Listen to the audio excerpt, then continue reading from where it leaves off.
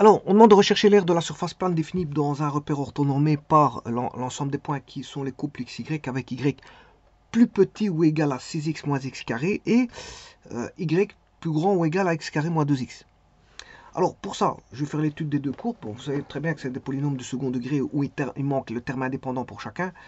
Donc, c'est plus ou moins deux mêmes courbes. Voilà.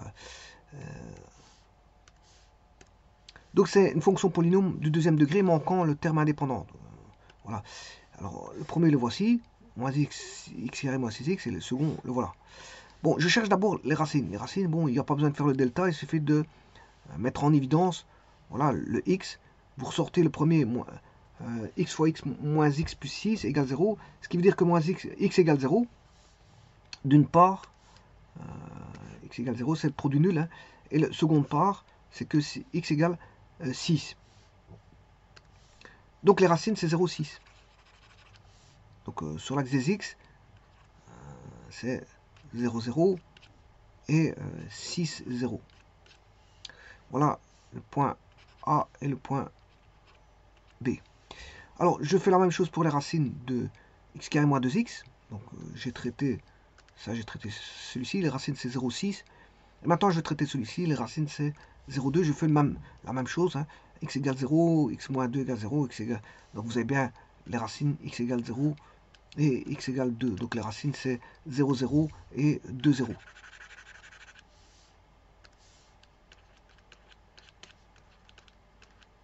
Qui sont A', B'.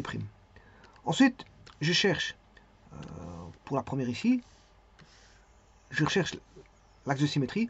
Il suffit de faire juste une moyenne. Hein. Je vais faire une moyenne. Je connais les racines, 6, 0. On sait bien que ça passe par le milieu des racines. Donc je fais la moyenne. 6 plus 2, 6 plus 6 sur 2, ça fait 3. Donc l'axe de symétrie, c'est x égale 3. Voilà l'équation de la droite de l'axe de symétrie de celui-là.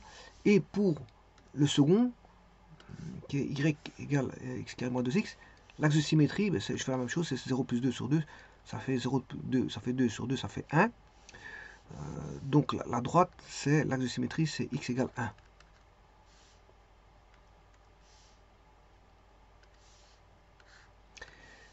Le sommet, il se trouve en là où se trouve l'axe de symétrie. Voilà, c'est l'extrémum. Voilà, donc je remplace 3 dans x carré, ça fait 3 au carré. N'oubliez pas de mettre le moins ici. Plus 6 fois 3, 18. Alors 3 au carré, 9. 18 moins 9, 9. Donc le sommet, il est en 3, 9. Alors, je fais la même chose avec l'autre. Je remplace x par 1. 1 au carré, ça fait 1. Moins 2 fois 1, ça fait 2. Moins 2. 1 moins 2, moins 1. Donc le sommet est en... voilà. Pour le premier, le sommet est en 3, 9. Et pour le second, le sommet est en 1 moins 1. Ensuite, je vais chercher la concavité. La concavité de celui-là, le A est négatif. Donc la concavité est tournée vers le bas. Alors, le second ici, y est égal à x carré moins 2x. Le A vaut 1. La concavité A est positif. La concavité est tournée vers le haut. Là, ici, c'est vers le bas. Ici, c'est vers le haut. Voilà, donc ça veut dire qu'il y en a une qui fait ça, l'autre elle fait ça. Et donc, on s'imagine que la courbe, ce sera ce qu'il y a à l'intérieur. Hein. Pour avoir une courbe plane, il faut voilà, quelque chose de fermé. C'est une courbe fermée. Donc voilà, donc c'est une intersection. Voilà, donc on se rend compte que ça sera ça. Alors, dernière chose, je vais chercher l'ordonnale origine. Bon, quand vous avez l'ordonnale origine, quand vous avez une parabole comme ceci, ax carré plus bx plus c, c'est quand vous coupez, enfin, c'est quand la courbe coupe l'axe des y. Ça, c'est la courbe. Voilà, quand elle coupe l'axe des y, voilà, c'est ce qu'on appelle l'ordonnale origine. Alors, bien sûr, c'est obtenu pour x égale 0. En 0, voilà. Si vous remplacez par 0, vous avez le terme indépendant. vous avez le terme indépendant. Donc il reste f de 0, ben, ça fait le terme indépendant. Et donc l'ordonnée à l'origine vaut 0C. L'ordonnée à l'origine c'est 0C. Et là j'ai tout. Alors je vais sur GeoGebra. Voilà, les courbes elles sont là. J'ai la première, je vous ai dit que les racines. Alors ça je l'obtiens comment? En faisant tout simplement, en allant rechercher les propriétés ici. Enfin ici il l'a enlevé parce que elles sont déjà là. Il a déjà, voilà, mais ça va avoir des points spéciaux. Voilà, c'est parce que ici je les ai déjà mis, donc il a enlevé le programmeur a fait en sorte d'enlever points spéciaux parce qu'ils sont déjà mis. Voilà. Par exemple, je vais taper une autre fonction, vous allez voir que ça va apparaître points spéciaux. Alors, je vais prendre par exemple x carré plus 4x. Voilà, par exemple, pour tout. Et là, vous allez dans. Voilà, vous voyez apparaître points spéciaux. Et si vous faites points spéciaux, apparaîtra les racines, l'extrémum et l'intersection avec l'axe des y. Ah, ça, c'est pour la petite histoire. Vous voyez qu'ici, maintenant, on n'apparaît plus points spéciaux. Parce que, voilà, il est déjà mis. Donc ici, c'est ce que je vais faire. Je prends la première fonction. Je vous rappelle que les racines, c'est 0, 0 et 6, 0. Ça, je vous rappelle. L'extrémum, j'avais trouvé 39. Et l'intersection avec l'axe des y, ben, c'est 0. Parce que, voilà. La seconde courbe, la voici. La racine, alors concavité était tournée vers le haut, et l'autre, la verte est tournée vers le bas, et la rouge est tournée vers le haut. Les racines, c'est 0, 2. Voilà, c'est-à-dire 0, 0 et 2, 0.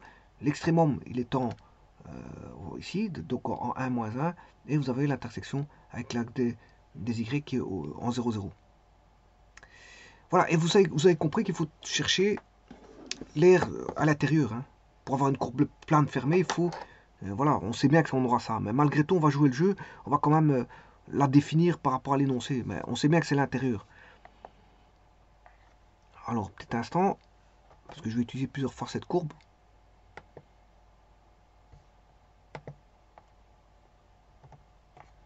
Alors, première des choses, c'est qu'on sait bien qu'on aura ceci. Hein. L'air,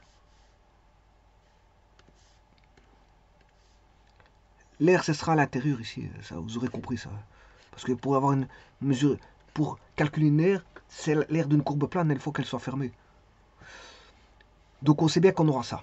Bon, alors, malgré tout, je joue le jeu. Je vais faire semblant que, bon, on ne sait pas. Alors, pour ça, je vais chercher l'énoncé et rechercher, voilà, voilà, ceci.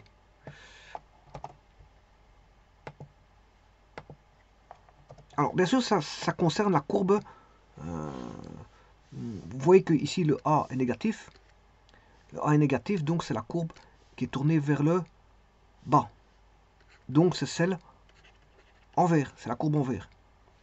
C'est la courbe en vert. Donc, si je prends la courbe en vert, ça veut dire, on va prendre là, je retire la rouge.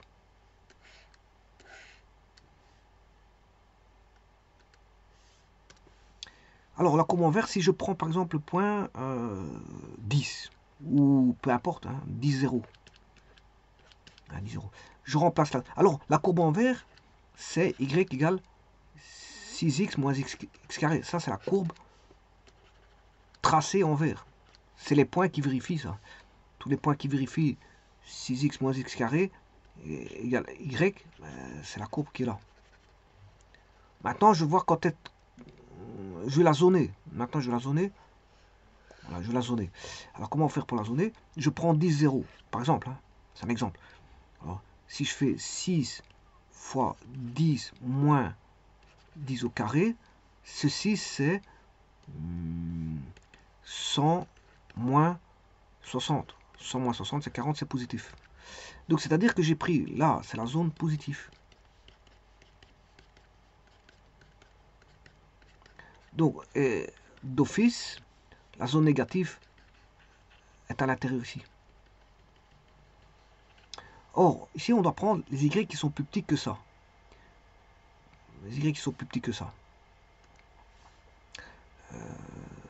Donc, c'est-à-dire, ça, c'est moins x carré. Bon, petit instant, parce qu'ici,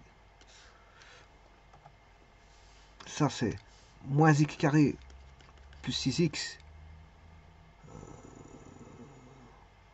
y qui est plus petit, donc lui il est plus grand. Voilà. Par exemple, je prends le point 4, 0, 4 au carré, et je le comparerai par rapport au 0. Comment il est? Ce qui fait moins 16 plus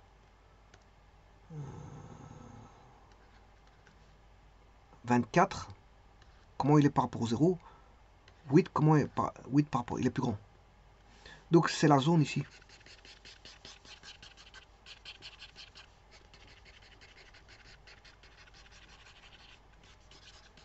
Voilà. Maintenant, je vais chercher la courbe rouge.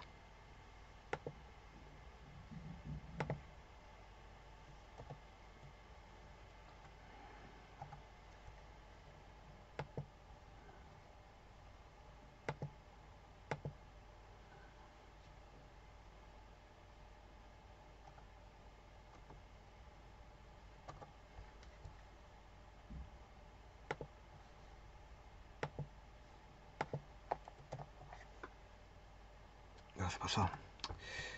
Je fais je sais pas ce qui s'est passé. Il y a un effacement. J'ai appuyé sur supprimer. J'ai appuyé sur le bouton supprimer. C'est juste ça. C'est pour ça que ça s'est supprimé.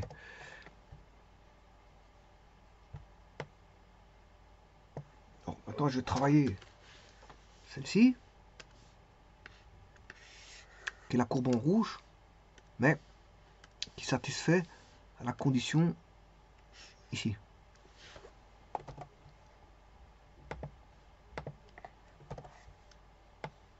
Alors, de nouveau, je reprends un point. Je reprends un autre point. Par exemple, je prends 4. 4 au carré, 4, 0. Je prends le point là, 4, 0. 4 au carré moins 2 fois 4, 0. 16 moins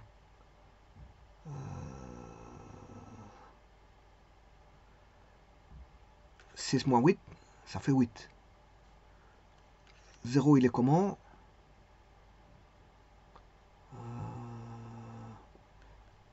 Ça fait 8. 0 est plus petit que 8. 0 est plus petit que 8. Donc, ça veut dire que si je prends 4, 0, 4, 0 rend positif. Il rend positif la courbe. Parce qu'on aura 4 au carré moins 2 fois 4, 16 moins 8, c'est positif. Donc, celui-ci va rendre positif. Donc, de facto, le négatif, il est ici. Voilà. Alors, on recherche, justement, x moins 2x qui est plus petit égal à y. Par exemple, je prends ici ce point-là. Je prends un point à l'intérieur, par exemple, hein, un 0. Le x, il vaut 1 au carré, moins 2 fois 1. Comment il est par rapport à 0? 1 moins 2, 0, moins 1, 0, moins 1 est plus petit que 0. Donc c'est la bonne zone, c'est cette zone-là. Voilà. Maintenant, je vais accoupler les deux zones.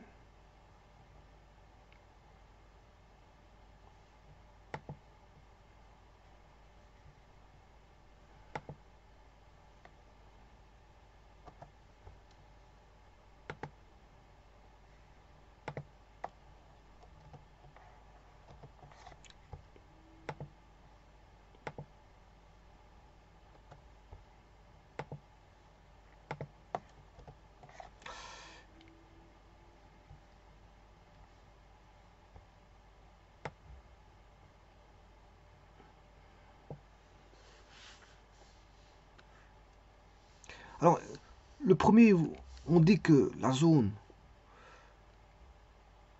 j'avais dit que la zone prise c'était ça, pour le premier, et le second, la zone prise c'était ceci.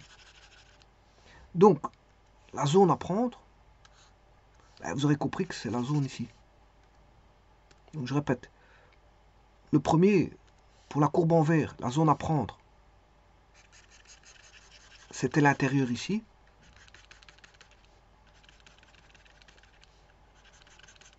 Pour la courbe en rouge,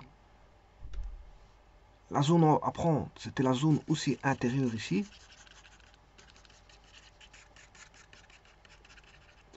Et l'intersection des deux, ça donnait ceci ici.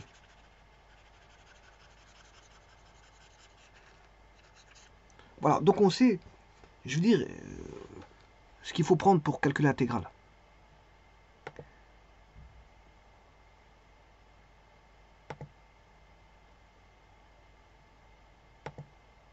Bon.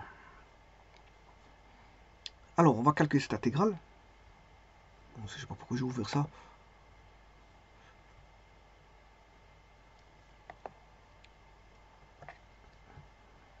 Pour calculer l'intégrale,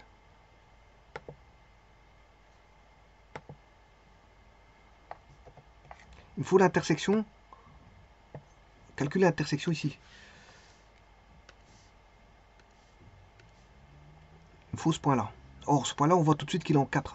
Mais je peux le calculer, c'est pas un problème. Je peux le calculer. Alors, les courbes, c'est moins x carré plus 6x. Moins x carré moins x carré plus 6x quand c'est égal à x carré moins 2x. Moins x carré plus 6x plus 2x égale 0. Moins 2x carré plus 4x égale 0. X. Voilà, donc il y a déjà une intersection en 0, 0 ici. Et puis la deuxième intersection, moins 2x plus 4. Non, ici c'est plus 8. Voilà. Ce qui veut dire que moins 2x égale moins 8. X égale 4. Bon, et la deuxième, vous la voyez ici, hein, x égale 0. Voilà, donc en x égale 0 et en x égale 4. Et là, j'ai une intersection ici. Bon, maintenant, ça veut dire que pour le calcul intégral, j'ai besoin de ceci.